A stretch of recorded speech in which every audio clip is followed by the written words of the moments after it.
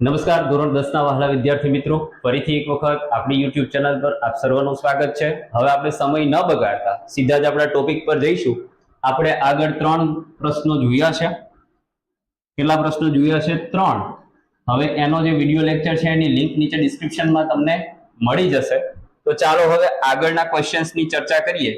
તો હવે questions number 4 છે, અસંતુલિત રાસાયણિક સમીકરણ કોને કહેવાય? તો અસંતુલિત રાસાયણિક સમીકરણ જે છે જેનું બીજું નામ છે માળખાકીય સમીકરણ, અથવા તો એનું ત્રીજું નામ છે કંકાલ સમીકરણ। હવે આમાંથી તમને કંઈ પણ પ્રશ્ન પૂછી શકે। જો તમને ગુમરાહ કરવા તો તમને પૂછે અસંતુલિત સમીકરણના બદલે પૂછે કે માળખાકીય સમીકરણ કોને કહેવાય અથવા તો કંકાલ રાસાયણિક સમીકરણ કોને કહેવાય, તો મતલબ કે અધૂરું હોય અને દળ સંચયના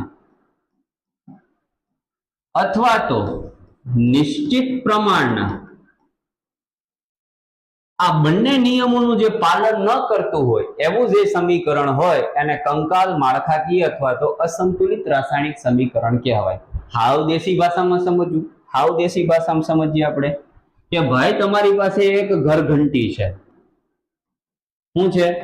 એક ઘરઘંટી છે। આ ઘરઘંટીમાં તમે 2 કિલોગ્રામ જેટલો બાજરો નાખ્યો। હવે આ બાજરો દળાય અને શું બને? તો કે સાહેબ લોટ બને।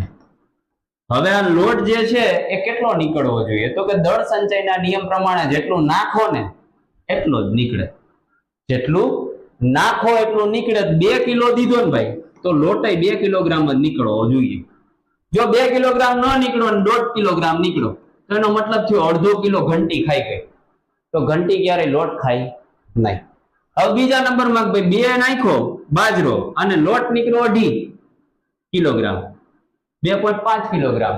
તો આનો સિમ્પલ અર્થ એવો થયો કે ઘંટીએ વધારે લોટ આપ્યો તો ઘંટી ક્યારેય વધારે લોટ આપે નહીં। તો આ દળ સંચયનો નિયમ છે, જેટલું આપો એટલું જ મળવું જોઈએ તો તમારો દળ સંચયનો નિયમ સચવાય અને તો જ તમારું સંતુલિત રાસાયણિક સમીકરણ કહેવાય। એવું ના હોય તો એને માળખાકીય સમીકરણ કહેવાય। જેમ કે જુઓ અહીંયા મેગ્નેશિયમ કેટલા? તો સાહેબ 1, ઓક્સિજન કેટલા? તો સાહેબ 2।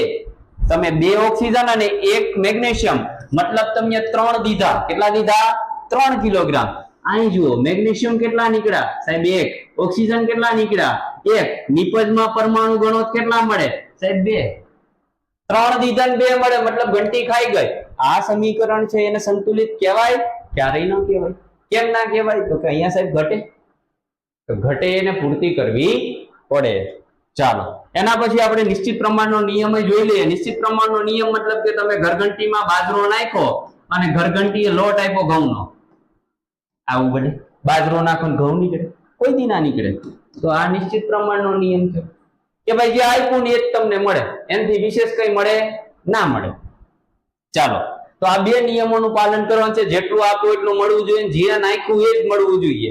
આ 2 નિયમો સચવાય એટલે આપણું સમીકરણ સંતુલિત થાય, બાકી થાય નહીં। તો જુઓ જે રાસાયણિક સમીકરણ જે છે, રાસાયણિક સમીકરણમાં દરેક તત્વના પરમાણુઓની જે સંખ્યા છે સમાન ન હોય તેવા જે રાસાયણિક સમીકરણ છે એને અસંતુલિત રાસાયણિક સમીકરણ કહેવાય। જેમ હમણાં જ આપણે વાત કરી કે ભાઈ મેગ્નેશિયમ આપણે આપ્યું કેટલું? તો સાહેબ 1। ઓક્સિજન આપણે સાહેબ આપ્યા કેટલા? તો કે સાહેબ 2। અને જ્યારે પ્રક્રિયા થઈ અને સામે નીકળ્યા કેટલા? તો સાહેબ મેગ્નેશિયમ 1 નીકળ્યો, એને પૂછડે કઈ નથી મતલબ 1 નીકળ્યો, અને ઓક્સિજન ને પૂછડે કઈ નથી મતલબ 1 નીકળ્યો। તો બે સાહેબ 1-1 નીકળ્યા। તો અહીં ઓક્સિજન તો સાહેબ આપણે કેટલા દીધા હતા? 2। ઓક્સિજનમાં નીકળ્યા કેટલા? તો સાહેબ 1। આ સમીકરણ છે ને એમાં હજી એક ઓક્સિજન ઘટે। આ ઘટે મતલબ કે આ સંતુલિત રાસાયણિક સમીકરણ છે એને પૂર્તિ કરવી પડે। હમણાં આપણે જોઈએ કઈ રીતે થશે। હવે ઉપરના જે સમીકરણમાં બંને બાજુ એટલે કઈ? તો કે આ થઈ આપણી ડાબી બાજુ ને આ થઈ આપણી જમણી બાજુ। ડાબી અને જમણી બંને બાજુ જોવાનું, બંને બાજુ દ્રવ્યમાન અને પરમાણુઓની જે સંખ્યા છે એ સમાન હોતી નથી। જો આ બાજુ 3 છે, પરમાણુઓ કેટલા? તો કે મેગ્નેશિયમનો 1 ને ઓક્સિજનના 2 મતલબ 3 પરમાણુ, અને આ બાજુ બંનેના 1-1 મતલબ કેટલા થાય? 2। તો પ્રક્રિયક બાજુ 3 પરમાણુ અને નિપજ બાજુ 2। કોઈ નિયમ સચવાતા નથી તો આ સમાન સંખ્યા થાય નહીં, અસમાન થાય। તો આવા જે અસંતુલિત રાસાયણિક સમીકરણને મેગ્નેશિયમના દહનનું માળખાકીય અથવા તો કંકાલ રાસાયણિક સમીકરણ કહેવામાં આવે છે। ચાલો એનાથી આગળ જઈએ. હવે જુઓ કે આ જે સમીકરણ છે, આપણું જે સમીકરણ છે એને સંતુલિત કરવું શા માટે જરૂરી છે, મહત્વનું શા માટે છે? સંતુલિત રાસાયણિક સમીકરણનું મહત્વ શું? તો સંતુલિત રાસાયણિક સમીકરણની જે મદદ છે એનાથી પ્રક્રિયકો અને નિપજોના કેટલા મોલ છે એ જાણી શકાય. એટલે કે કેટલો એનું વજન દળ લીધેલું છે એ આપણે જાણી શકીએ. બીજું, પ્રક્રિયકોનો કેટલો જથ્થો પ્રક્રિયામાં વપરાય છે અને નિપજોનો કેટલો જથ્થો આપણને મળે છે તે પણ આપણે જાણી શકીએ. અને પ્રક્રિયકો અને નિપજોની ભૌતિક જે સ્થિતિ છે પણ જાણી શકાય. જેમ કે મેગ્નેશિયમ છે, એની પટ્ટી લીધી એટલે એની નીચે S લખેલો હશે. S મતલબ સોલિડ ફોર્મ, સોલિડ મતલબ કે ઘન અવસ્થા. અને બીજું, ઓક્સિજન સાથે પ્રક્રિયા કરે એટલે ઓક્સિજનમાં લખેલો છે G. G એટલે ગેસ. શું થાય? ગેસ એટલે કે વાયુ અવસ્થા. બંને વચ્ચે પ્રક્રિયા થઈને MgO બનશે. અને આ પણ કેવા પદાર્થ ઓલામાં હશે સ્વરૂપમાં? તો કે S એ પણ ઘન સ્વરૂપે હશે. ચાલો એનાથી આગળ આપણે વાત કરીએ પ્રશ્ન નંબર 6 ની.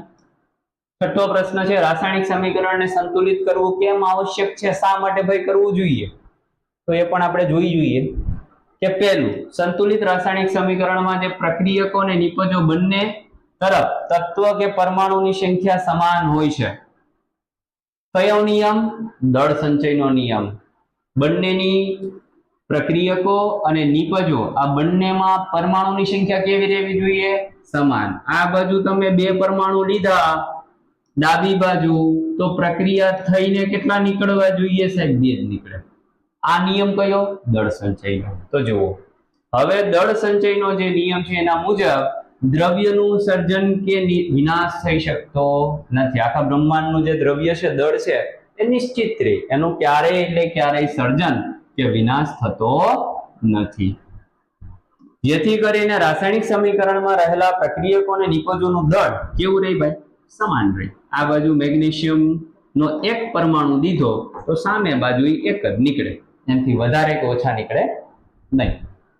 બીજું, પરિણામે રાસાયણિક સમીકરણમાં રહેલા પ્રત્યેક તત્વના પરમાણુની સંખ્યા બંને બાજુ એટલે કે પ્રક્રિયક બાજુ અને નિપજ બાજુ એ સમાન રાખવી જરૂરી છે. કયો નિયમ સાચવવા માટે? દળ સંચયનો.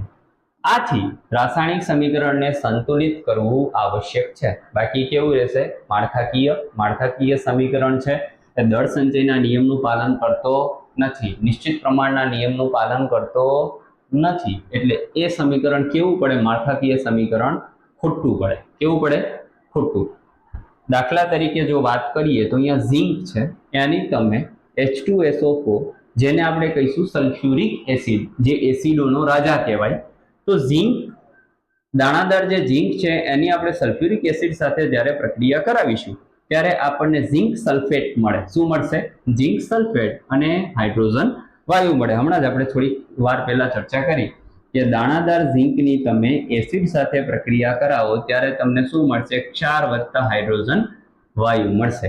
તો અહીંયા જુઓ, ઝિંક છે એની H2SO4 એટલે કે સલ્ફ્યુરિક એસિડ સાથે પ્રક્રિયા કરાવી ત્યારે તમને ઝિંક સલ્ફેટ મળશે અને સાથે હાઇડ્રોજન વાયુ મળશે. હવે આની આપણે ચર્ચા કરીએ કે ભાઈ આ સમીકરણ માળખાકીય છે કે સંતુલિત સમીકરણ છે. તો જુઓ, અહીંયા ઝિંક કેટલા લીધા ભાઈ? 1. ઓક્સિજન કેટલા લીધા? 2. સલ્ફર કેટલા લીધા? 1.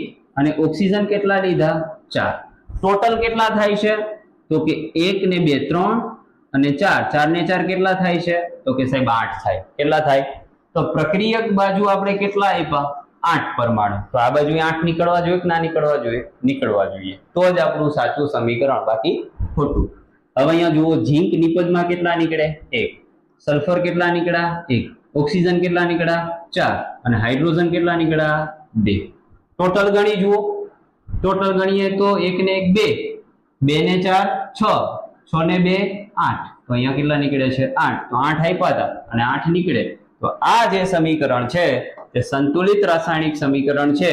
ઝિંક 1 આપ્યો હતો તો ઝિંક 1 નીકળે. હાઇડ્રોજન 2 આપ્યા હતા તો હાઇડ્રોજન 2 નીકળે. સલ્ફર 1 આપ્યો હતો તો સલ્ફર 1 નીકળે. અને ઓક્સિજન 4 આપ્યા હતા તો ઓક્સિજન કેટલા નીકળશે? 4 નીકળશે. ઓકે, જેટલું પ્રક્રિયક બાજુ એટલે કે એરોની આ બાજુ જેટલું આપો એટલું જ પેલી બાજુ નીકળશે, તો જ દળ સંચયનો નિયમ સચવાય, અને જો નિયમ સચવાય તો જ એને સંતુલિત રાસાયણિક સમીકરણ કહેવાય, બાકી કહેવાય નહીં. જો આવું સમીકરણ નહીં હોય તો એ ખોટું પડશે, એટલા માટે એને સંતુલિત કરવું આવશ્યક છે. ચાલો અહીંયા સુધી રાખીશું. આના પછી આપણે બીજા 3 થી 4 ક્વેશ્ચનનો અભ્યાસ કરીશું. ઓકે, આવતા લેક્ચરની અંદર આપણે કઈ રીતે એક અસંતુલિત રાસાયણિક સમીકરણ આપેલું હશે એને સંતુલિત કરવા માટેના જે તબક્કાઓ છે, જે ચોપાનો છે, એની ચર્ચા કરીશું. ચાલો અહીં સુધી રાખીશું. જય હિન્દ, જય ભારત.